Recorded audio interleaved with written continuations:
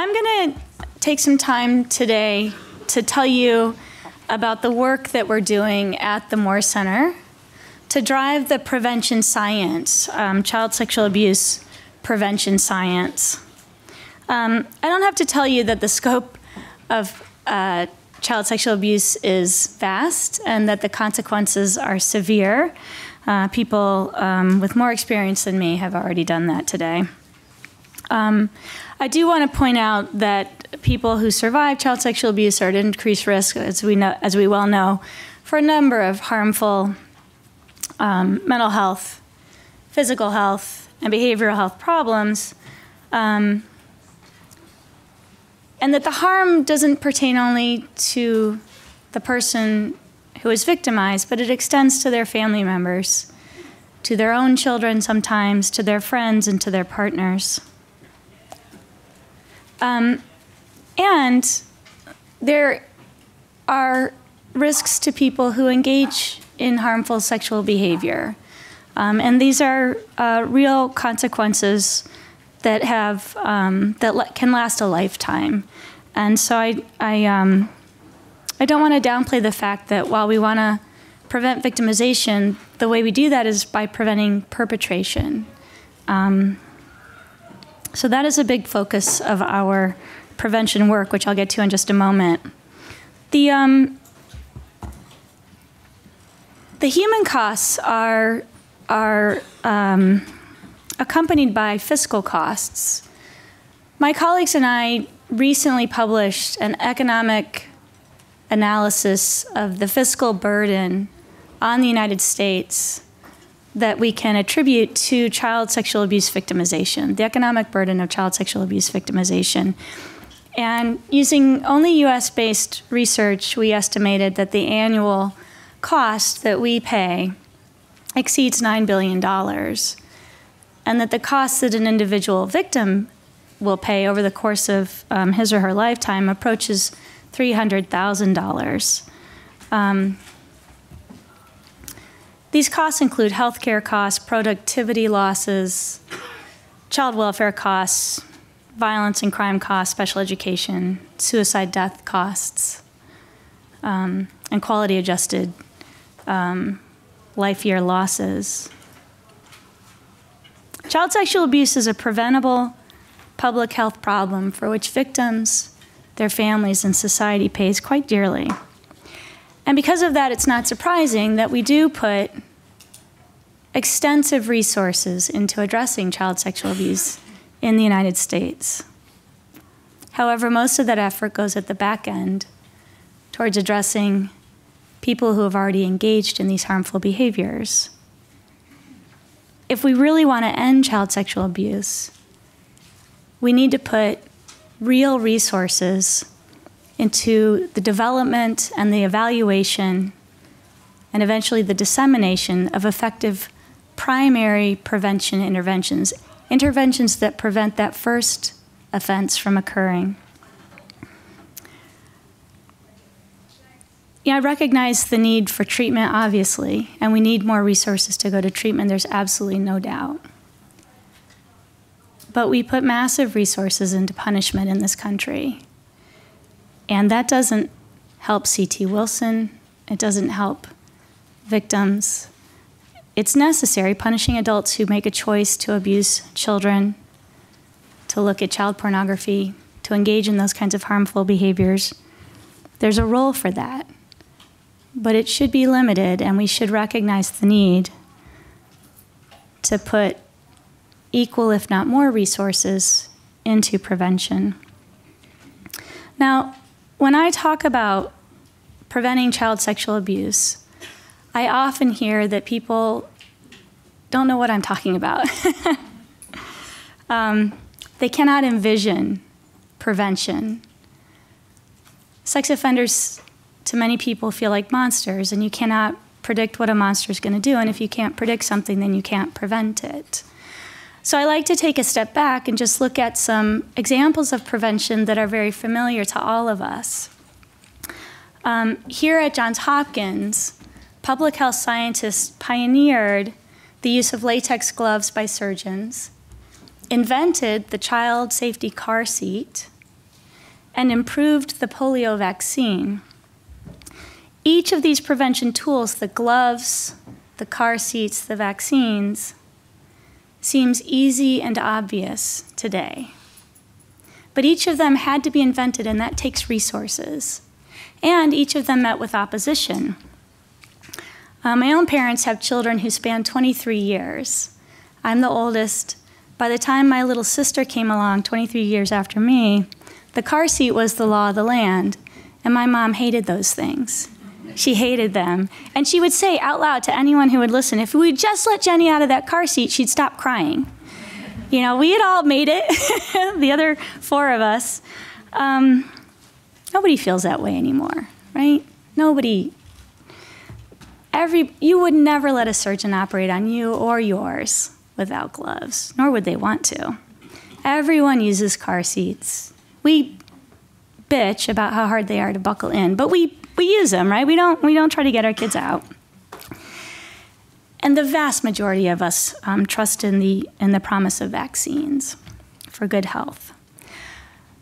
I think the prevention of child sexual abuse could be like this in another 5 or 10 years, where we look back and say, oh, that was pretty obvious. We should have been doing that sooner. So I've mentioned our vision is a world free from child sexual abuse, and we achieve that through a mission that involves, at its core, research. But I don't want to underestimate the importance of education, communication, advocacy, and especially policy. There's no change without government support for change, right? There's no real change. Australia has done something magnificent, and I sincerely hope that with our work and the work of the many people that we partner with and the many organizations and individuals across the United States, that we'll get there as well. So I'm going to mention 3 very specific prevention programs to give you a sense of what preventing child sexual abuse might look like. 3 programs that we're developing and evaluating, testing here at the Moore Center. And then I'm also going to mention 2 or 3 other collaborations that we have going on. And I just want to emphasize, these are just some examples. This is not going to be the answer, but it's a start. Responsible Behavior with Younger Children is a program that we have developed to target 12 and 13-year-old kids and their parents with the knowledge, skills, and tools to avoid engaging younger children in inappropriate and harmful sexual behaviors. Children engage in a fair amount of sexual behavior, starting with puberty around this age. And much of it is targeted at younger kids because they don't know any better. They're ignorant when it comes to who's an appropriate sexual partner. When you're 12 and 13, you do not know the rules of those roads. We don't do a good job of telling kids the rules of those roads, and that's what this program is designed to do, with a very clear, very specific language. These are my partners. We have a small grant from the National Institute of Health. To my knowledge, this is the first time that NIH has funded a program that seeks to reduce the likelihood of people engaging in harmful sexual behavior. So we're very proud of that. As you might imagine, implementing a program in public middle schools, which is what we're doing in collaboration with 4 Baltimore City public schools, which is where my kids go to school right now. In fact, my kids' school is one of these 4 schools, for which I am profoundly grateful. Implementing a program that talks to kids about, at its core, not touching the penises and vaginas of littler kids is not an easy lift. We just this week, on Monday, collected our first pieces of data for this project. And that is due in large part to my friend and colleague, Amanda Ruzicka, who helps me with all of our research projects at the Moore Center. I think this is going to be the first project that collects data from public schools about kids' sexual behavior with younger kids. This is very important, and it's going to be groundbreaking. Our Help Wanted prevention project is the second project that I want to mention. This is a more specifically targeted project. A universal prevention project targets everyone in the class, all 6th graders, all 7th graders. And we target those kids because the peak age for an older kid engaging a younger kid in sexual behavior is the age of 14. So we wanted to hit 12 and 13-year-olds. But we can also look at who might be at risk for engaging in harmful sexual behavior more specifically. And that includes young people who have a sexual attraction to younger children. The best estimates right now are that maybe 5% of boys will grow into men who have a sexual interest in young children. And there are no resources for those individuals to help them get through adolescence and into and through young adulthood, feeling good about themselves and keeping themselves safe and others. And that's what the Help Wanted Prevention Project does, or seeks to do. I have a lot of collaborators on this project. Ryan Shields, who's here with us, has taken a lead role in this project, and Amanda Ruzicka as well. And we have some funding from Reliance, a sexual violence prevention foundation, again, for which we are very, very grateful. We've completed a study where we talked to young adults living in their communities, but for the most part not acting on sexual interest in children, to find out what would have helped them when they were younger. And based on that information and our own expertise, we are nearing the end of building out our first 5 modules in collaboration with 3C Institute, a company that helps take prevention programs and places them in an online delivery platform that's engaging as well as effective. We're building out our first 5 online modules. You can see what those target. Again, this project is very much the first of its kind, to be able to develop an intervention that anyone who needs help will be able to access. This particular project has garnered a lot of media attention, starting with a This American Life podcast back in 2014 that's actually so popular they had to put it on its own little SoundCloud. It's a great podcast. Luke Malone is the journalist who developed that. We also have had long-form articles in Matter.com, an online magazine. Luke authored that. It's a beautiful article, and a long article in The New Yorker called The List. And then in late 2016, I gave a TED Med talk that also discussed this particular intervention. Parents Promoting Positive Sexual Development is the third very specific prevention program that we are developing and testing at the Moore Center.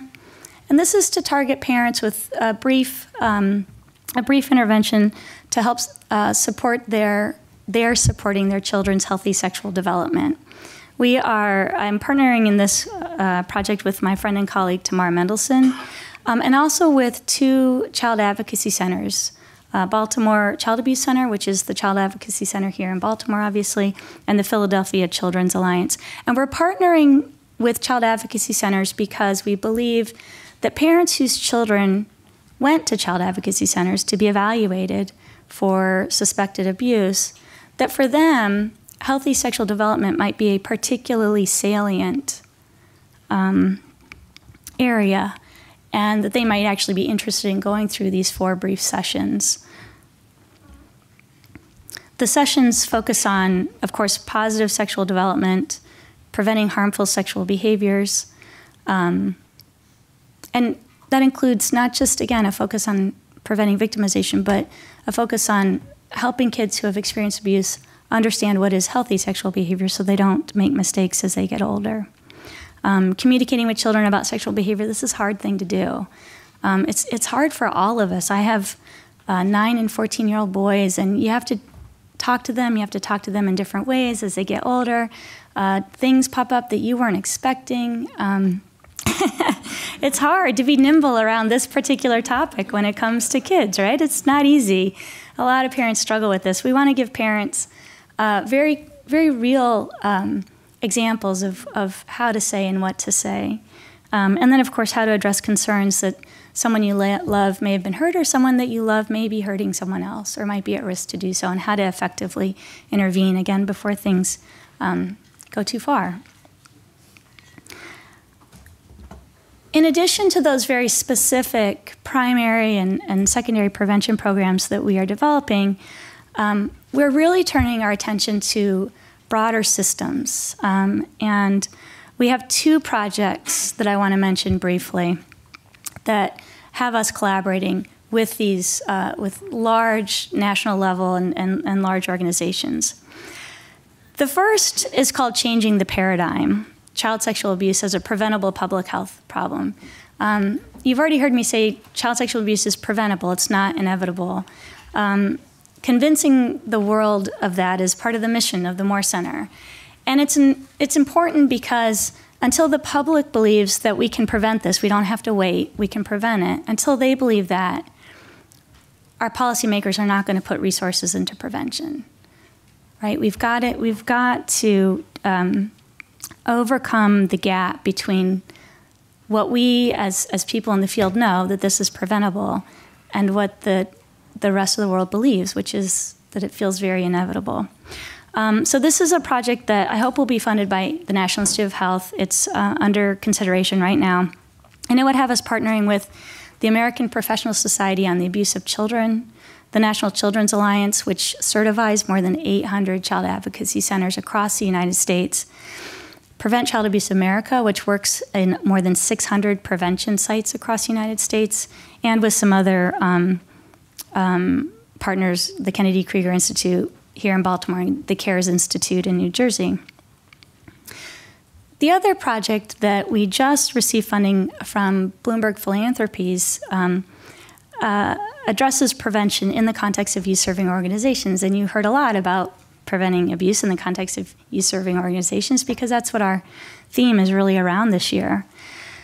This project has us collaborating with Big Brothers Big Sisters of America, Boys and Girls Clubs of America. You'll see a representative on our panel after lunch.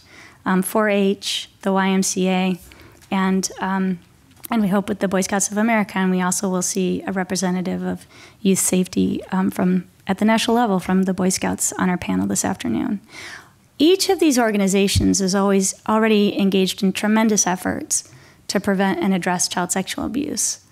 Some of them have been engaging in those efforts since the 1980s. There is tremendous knowledge there, and we want to harness that. We want to get a sense of where is there synergy and overlap? Are there still gaps? What can we do to promote the best possible experiences for children who are going to be in these and other organizations? The best ways possible to promote child safety. So that is what that collaboration aims to do. And then I'll also just say, you've heard a lot about the Catholic Church today, and we are collaborating with the Catholic Church and the Vatican to promote the prevention of child sexual abuse. We are working with them with a specific prevention work group that is focused on the prevention of online as well as offline child sexual exploitation and abuse. I am very hopeful that collaboration will lead to some very real resources coming into prevention and to some very real change to the development of real effective prevention programs.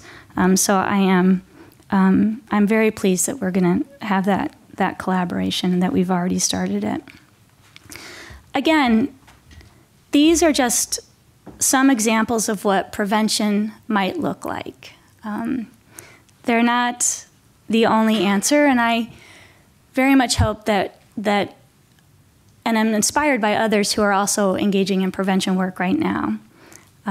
Ultimately, we want to convince everyone in this room and everyone in the world, really, that this is a preventable public health problem, and we need to convince policymakers that funding prevention science is not just important, that it is absolutely necessary if we want to move the needle. We don't have to wait for harm to occur to act. We can prevent child sexual abuse before it happens, and I hope you will join us in these efforts. Thank you.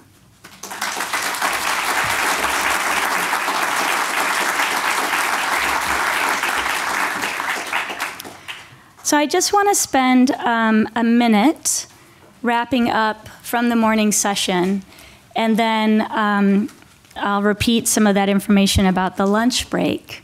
And, you know, some of the things that our speaker said, and in particular, Ben, when he talked about the Royal Australian Commission that many of us in this room have been involved in, 8,000 interviews done by those 6 commissioners. They didn't farm it out to staff. These are people who are retired judges, retired psychiatrists. They met individually with 8,000 people, 8,000 C.T. Wilsons. Can you imagine? Can you imagine? They spent nearly $400 million on that 5-year commission. What an investment. And $4 billion they seek to allocate for survivor claims redress. I met with a U.S. Senator yesterday to ask that we put $10 million annually into the prevention of child sexual abuse. And he didn't say no, but he said he'd prefer if we could please raise that through non-governmental funds. We can't do it without the government. There is no reasonable path forward. We need non-government. We need everyone in this room, government and otherwise. But we cannot do this without fundamentally shifting the focus to an understanding that prevention is necessary and that this is something that the government can and very much should support.